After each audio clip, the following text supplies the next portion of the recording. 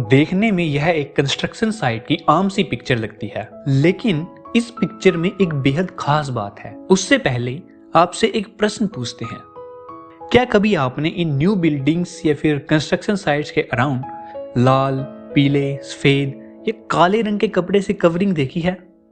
आमतौर पर नहीं देखी होगी। तो फिर हरे रंग में ही ऐसा क्या है जो कंस्ट्रक्शन के दौरान बिल्डिंग को कवर करने के लिए इसे ही यूज किया जाता है? और किसी भी कपड़े से बिल्डिंग को ढकने की जरूरत ही क्या है? बड़ी बिल्डिंग्स में आमतौर पर मजदूरों को बहुत ज्यादा हाइट पर रहकर काम करना पड़ता है।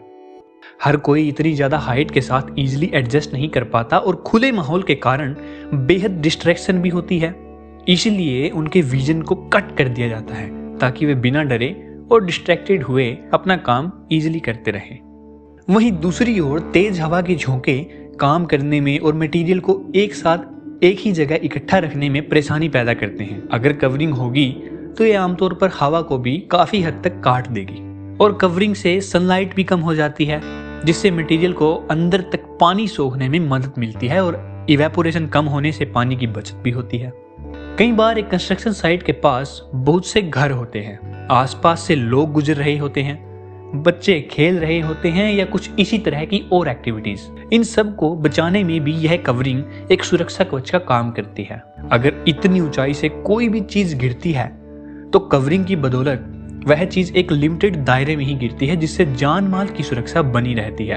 आसपास के लोग साउंड से परेशान ना हो, इसमें भी कवरिंग बेहद उपयोगी रहती है, क्योंकि कवरिंग काफी हद तक साउंड को कैप्चर कर लेती है। अब जहां कोई कंस्ट्रक्शन चल रही हो वहां धूल मिट्टी तो होगी ही, तो ये कवरिंग बहुत हद तक इन धूल मिट्टी के कणों को भी रोक लेती है, जिससे आसपास के लोगों को दिक्कत भी नहीं होती और ज्यादा प्रदूषण भी नहीं होता। अब कुछ लोग नहीं चाहते कि उनका फाइनल डिजाइन कोई देखे, इसीलिए ये लोग कंस्ट्रक्शन साइट को ढक कर रखते हैं ताकि फाइनल टच ही लोगों को डिलाइट करे।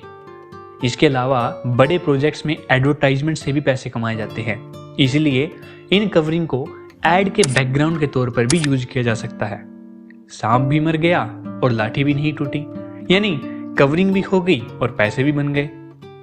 लेकिन अभी भी क्वेश्चन तो वहीं का वहीं है, हरा रंग ही क्यों? इस सब के लिए कोई और रंग भी तो यूज किया जा सकता है। और कपड़ा ही क्यों? कपड़े के भी तो हजारों विकल्प हैं। I mean plastic, polythene, fibre etcetera, कुछ भी यूज कर सकते हैं। वेल, इसका रीजन है हवा। अगर हम प्लास्टिक या पॉलीथीन यूज करेंगे तो यह हवा को बिल्कुल ही रोक देगा, जिसके कारण अंदर ही अंदर घुटन बन सकती है और कई तरह की हेल्थ रिलेटेड समस्याएं आ सकती हैं। इसीलिए ग्रीन सेफ्टी नेट ही बेहतर विकल्प रहता है।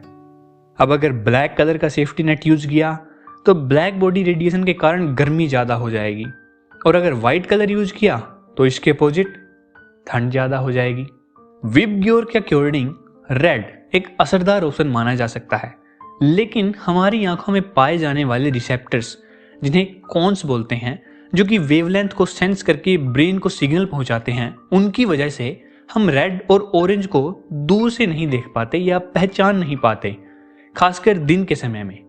इसीलिए ग्रीन ही एक अच्छा ऑप्शन माना जाता है, ताकि लोग दूर से किसी कंस्ट्रक्शन साइट को देख सकें और उसे अवॉइड कर सकें। वहीं दूसरी ओर आंखों में पाई जाने वाली रोड्स हमें कम लाइट की सिचुएशन में भी देखने में मदद करती हैं, जिसकी वजह से येलो कलर को हम रात के समय में भी इजीली परसेप्ट कर पाते हैं। तो फिर येलो क्यों नहीं? वेल, इसका एक बड़ा सिंपल सा रीजन है, क्योंकि ज्यादातर कंस्ट्रक्शन साइट्स रात के समय बंद रहती हैं।